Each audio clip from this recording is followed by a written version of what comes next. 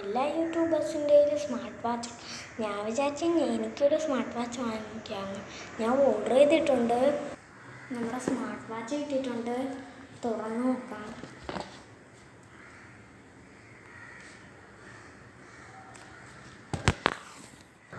ഇതാണ് നമ്മുടെ smart watch.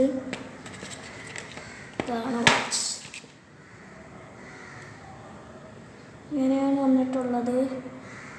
നമുക്കിനി നമ്മുടെ വാൾപേപ്പർ സെറ്റാക്കിയിട്ട് വരാം. വാൾപേപ്പർ സെറ്റാക്കിയിട്ടുണ്ട്.